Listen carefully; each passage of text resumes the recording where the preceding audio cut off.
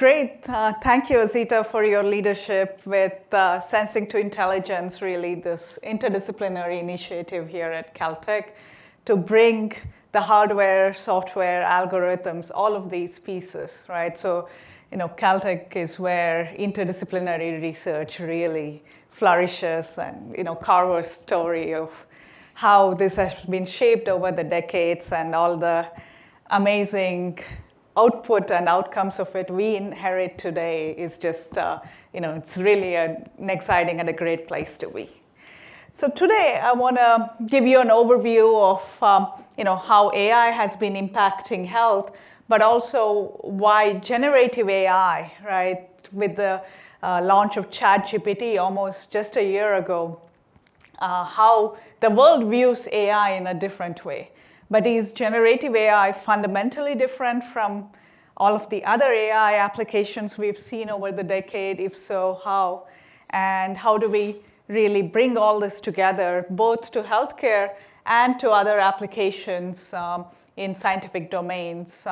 Here at Caltech, I co-founded the AI for Science initiative in 2018, so much before, right, people were thinking of that kind of integration, right? So again, I think here we have an opportunity to really think about not just generative AI in isolation, but how it can impact a number of areas in sciences, and especially with a big impact on healthcare.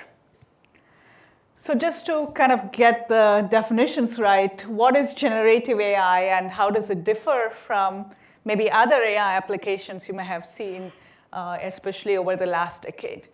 So the standard AI or narrow AI you may have seen, right, are what I call discriminative AI.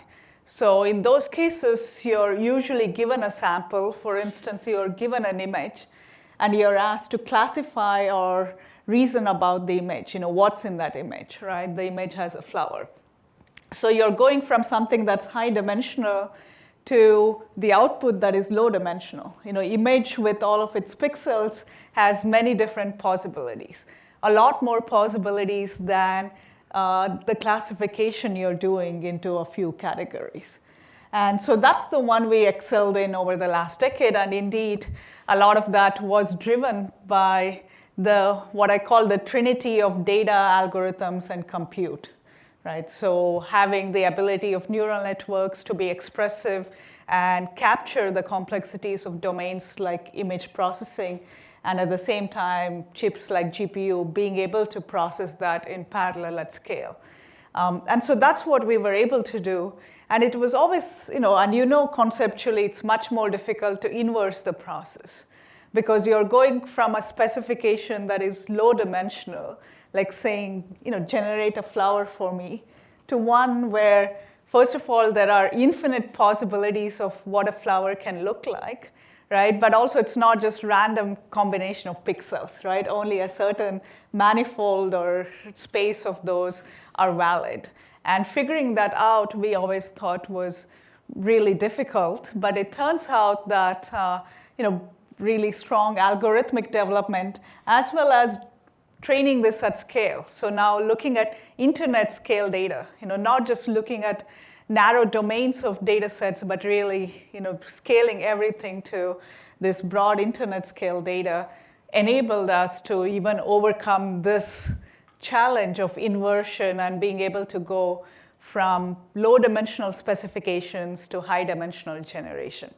So that's how I think of generative AI as being different and also broader. In general, of course, you can generate on any distribution, but the ones that are popular, that are available, are the ones where it's trained on a broad set of samples and is fairly general compared to classes of discriminative AI, which are narrow. So you're focusing on one task like face recognition or being able to classify the properties of a protein or molecule, rather than the opposite, where we are generating from scratch or from some specifications, certain properties, right, that are enforced on molecules or proteins. So it's not just limited to images, it's text, it's proteins, it's almost any aspect, right, any data point, can be thought of in terms of generative AI. And of course, now we're also getting to a lot of multimodal models where it's not just one domain like image, it could be image and text. We worked on models where we look at joint text and molecules. So you're looking at both scientific text as well as molecular structures and being able to jointly find the connections between them and do this as generative AI. So that's a broad overview. So now, how do we look at its implications on science? Of course, one aspect is we can look at text generation and do this on scientific text, reason about it. There's a lot of articles written around that, including the recent paper by Microsoft Research where they did an extensive study of how ChatGPT can be used in different scientific domains. But the aspect that we've been looking into is how do we go from text to other domains in sciences, other kinds of data sets where we could use the principles of generative AI. We could use the principles of being able to not just take existing samples, but generate novel ones. And that's where the work we did last year was to think about now genomic sequences as our language, right? So instead of English text, we can ask, can you now generate new genomic sequences? And again, it's the same principle of how you would train the model just as in the text model, where you'll predict the next word. So the model learns to predict the next word, and similarly now you can ask to predict the next set of nucleotides. And here, again, people have done a lot of such genomic machine learning on narrow domains, right? Maybe one kind of virus or one specific set of bacteria. But instead, we said, let's just take all the known virus and bacteria available to us, everything that's in the biobank. So again, what's the benefit of this? By being able to train on such a large data set, this is about 110 million genomic sequences, you're learning common aspects, right? So one aspect that is very difficult to figure out, and again, the experts in biology can validate or say more about it, is the aspect of evolutionary mechanics, right? So it's very hard to pin down all of that and write that down. Just as it's very hard in natural language to pin down, even though you may know the grammar rules, to really describe all the meaning and the concepts and do that as a bottom-up generation. But instead, the AI model, by learning to predict the next word, is having an emergent behavior of learning that concepts implicitly. And similarly, our goal was to take all of this genomic data of the prokaryotes, of virus and bacterial data that's available, and ask, through that, can we implicitly capture the evolutionary dynamics? And with that, can we now predict new variants of concern, for instance, of coronavirus, flu, many others that are of concern, and see, is this useful? So we are prepared for current and future pandemics before they occur, Being able to design vaccines and drugs of the new variants before they appear, and that's what these tools enable. And this was done in collaboration with Argonne National Lab. We used their Polaris supercomputer as well as NVIDIA Selene. So this did require a lot of computing as well. We are talking about some of the largest biological language models we trained, up to 25 billion parameter model. Still much smaller than the ChatGPTs of the world, but it shows how, by taking those concepts to these other domains, we can look at training them. And this is a visualization of how the model clusters different variants of coronavirus. During training, we only showed it the alpha and beta variants. So we fine-tuned the model and asked it to focus on the coronavirus strains. And it automatically predicted the variants that emerged later, such as Delta, Omicron.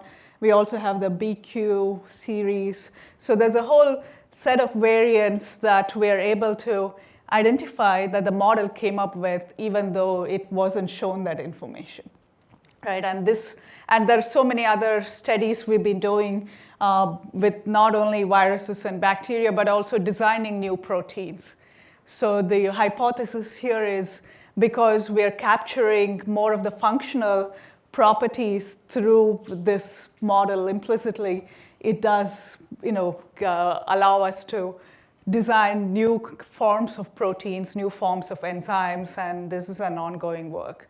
And that's what a foundational model would provide, right? It's not just one task or one outcome. It can be used in a variety of ways, and we're barely scratching the surface here. And so now the question is, how do we, to utilize this model, sure, we can ask it to generate, we can say, give me a new variant of coronavirus. But we need it to be biologically also relevant, right? We need to understand the properties of what do these new variants mean. And those we need to study then in terms of simulations or experiments. And a lot more can be done with simulations. And this is the simulation of looking at molecular dynamics. So how does the spike protein of these now mutated viruses, so the mutations are shown, they're labeled here, how does this affect the binding with proteins in the human body? And that tells us how infectious it is, how dangerous it is, right? All of these different clinical outcomes that are concerning. And so for this, we cannot just look at the level of a genomic sequence. So it's no longer just alphabets. It's something that is not only continuous, it happens at many different scales, right? So in order to think about these binding processes, you can look at it in terms of Newtonian mechanics, what we call force fields. So literally like stretching these various atoms and how does that change in that dynamics of binding. But it also turns out there are many effects that happen at a level even finer than the Newtonian mechanics, which is quantum mechanics, right? And so these simulations are usually very expensive to run, what we call DFT or density functional theory. And what we've done is develop AI surrogates. So AI-based methods that are much faster than what you can do with traditional numerical simulation, and from 1,000 times to even hundreds of thousands of times, depending on the kind of simulation. So we did this to accelerate a Newtonian dynamics-based molecular dynamics, as well as in another paper, we also looked at a multi-scale simulation. So looking at the coronavirus and spike protein and how it binds with respiratory aerosol in our human body. And to do that, you need to look at not only one atom, right? This is a billion atom simulation we did, again, on supercomputers. And these are the spike proteins in blue. And what we wanted to look again was to peer into that mechanism of how the binding happens when this goes into the human body, and how does it connect with what is in yellow here are the calcium ions. So those polarization effects especially are not very well captured with just the Newtonian-based or the standard molecular dynamics. And we incorporate also the quantum level effects through AI-based methods. And such a large-scale DFT is infeasible even on supercomputers with traditional numerical methods. They're just too expensive. Whereas with AI-based approaches, we're able to train now replacements, right? So we're able to replace the standard simulations with AI-based methods, and at the same time retain a lot of physical validity and other properties that are needed to ensure that we're doing the right simulations. And with the speed up, in this case, it was 1,000 times faster. And to me, that's broadly for AI for science, I see as a big place for impact, right? Even going beyond the language models of the world is to ask, what can we do with AI to speed up all kinds of different scientific simulations, design, discovery, especially not just thinking about forward simulations, but also inverse problems, inverse design. And of course, this curve is familiar to Carver and others on the hardware side, that we're in the age of accelerated computing, right? So whereas a lot of traditional simulations are still based on CPU, they're based on legacy code, they're not at all optimized with the modern day computing platforms. And so for us, using AI, first of all, enables us to get all of those hardware speedups.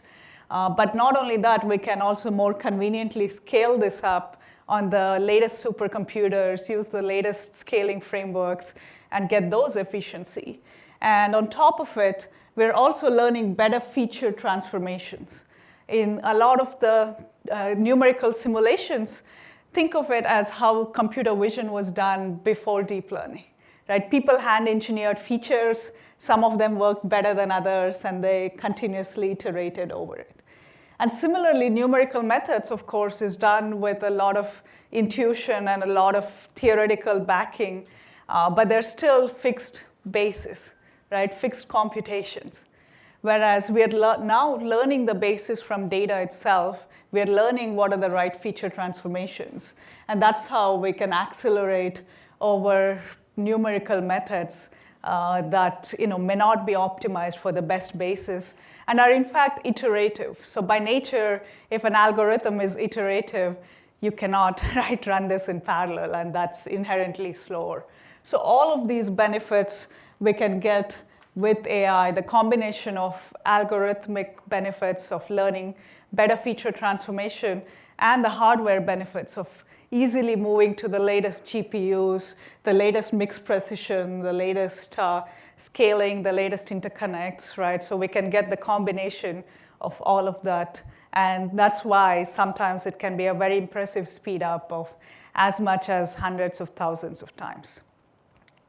And that's a general framework we've been developing called neural operators, where the idea is in many of these scientific simulations, you're not just looking at one fixed resolution or one fixed scale, right? So the ground truth happens across all scales. So this is an example of fluid dynamics where the fine scale features, right, in the turbulent regime especially, how they interact, they create vortices, is important to predict how the fluid will flow. And if you don't do that, if you do it only at a coarse resolution, you do not capture that information. And so what we wanted to do in order to faithfully mimic what numerical solvers do, but still be faster, is to first of all theoretically guarantee an extension of neural networks called neural operators that can capture all different scales, right? So you could train in one resolution, and you can still do prediction at a higher resolution. And so that's because it's learning a mapping from one function to another function, rather than one fixed dimensional input to another fixed dimensional output. And in this plot, I'm briefly showing how the training resolution is limited. So the wave number, right, is related to resolution.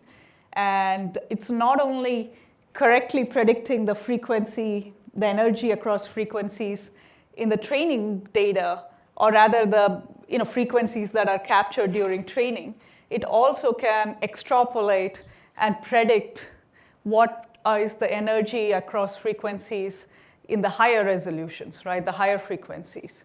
So it's able to capture these effects at multiple resolutions and scales. And in fact, you can also add the constraints of physics in addition to data and come up with very accurate high-fidelity solvers. And that's the benefit we get with these neural operators, where you can think of them as extending the notion of what neural networks do, but to now function spaces, right? It's capturing the continuum that is needed to, whether to model the dynamics of molecules, fluids, and so on. So there have been many applications related to healthcare. I'll just very quickly say we've been speeding up ultrasound. We are now able to do real-time, not only ultrasound forward simulation, right, but the inverse problem of reconstruction. We also have been able to design a medical catheter that reduces bacterial contamination by 2 orders of magnitude.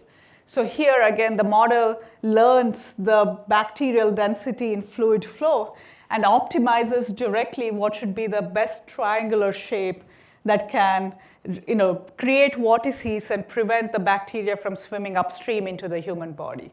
And this is a great, again, showcase of the interdisciplinary research here at Caltech with Kiara's group, Paul Sternberg and John Brady, where the 3D printer, they did the microfluidics experiment and really validated, yes, what AI is predicting is correct. And the whole process is really fast compared to what you would do with numerical simulations.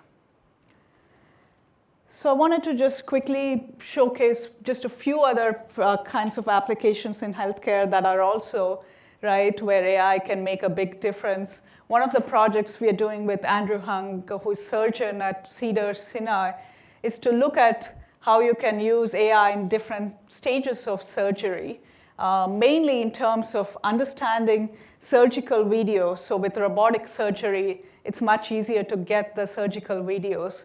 So understand the gestures, and now in real time provide feedback to training surgeons, not live surgery, but surgeons who are getting trained to provide them real-time feedback and see the improvement in their training as a process. And so we are able to show that not only is AI able to detect the surgical profiles, reason about them, but also, it's interpretable. So it's able to look at which frames are important and when to give feedback. And again, a great interdisciplinary project that not only involves AI and surgeons, but also the aspect of human-computer interface, or the HCI, and I have a postdoc, Rafal, who is great at looking at these human studies and how to provide the right feedback at the right time to optimize for not having the cognitive load. And lastly, this is where Azita will cover this in detail. When we are talking about sensing to intelligence, what is the future of hardware with AI, Can AI help us design or co-design better hardware? We've been looking at lithography as one of the examples where, again, we can accelerate both lithography and optimizing the mask design, the inverse lithography process. And the other project that Azita will cover is an analog-based chip that, the challenge with analog has been noise, So that's been a big bottleneck, and there's been the need for analog to digital converters, but we've been able to overcome that by treating noise as our friend. So in neural network training algorithms, we can treat noise as a way to regularize. And we don't need to worry about trying to mitigate all of the noise at the hardware level. And that really helps us come up with a very efficient chip, and Azita will delve into those details. So yeah, I'm really happy to be here, and I think I look forward to the rest of the symposium. Thank you. I think they're coming with a mic.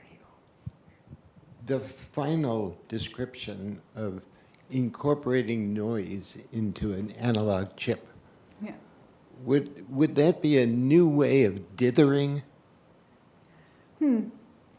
I guess it's doing it at the level of training itself, It's saying these are all the variations, you can expect. So in that sense, I guess it's so it's looking at saying, having the ability to predict despite the noise rather than trying to completely erase the noise. I don't know if you want to add to that. I will cover when I give my presentation. Yeah, I think I didn't give more details, so it's, So I think I'm loud enough.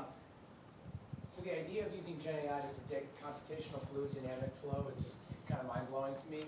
Can you, intuitively, how can the Gen AI give us new insights into turbulent flow, where the kind of traditional models of laminar flow can characterize in a much more simplified regime? Is there a way for generative AI to give us new insights in actually how the physics of turbulent flow is working? Yeah. So let me go step by step, So first of all, when I say Gen AI for these simulations, they're not the ChatGPTs of the world, because that's only at the level of discrete tokens like text. And so we really need to we came up with neural operators as a way to go across resolutions.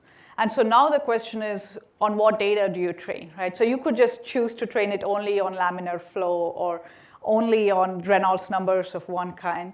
And the work we've been doing is, that's where we started and we showed like, oh, there's a big speed up. But then over time, we would like to, right, and the work we're doing now is across a range of Reynolds numbers. So a model that can learn across them has better generalization because it's seeing the commonality of physics. And that's where also informing it about the equation. So using equation as a loss function, right, tells it what is different across, say, different Reynolds numbers. And so that's where you're seeing emergence of common shared properties, just as you would see in language models.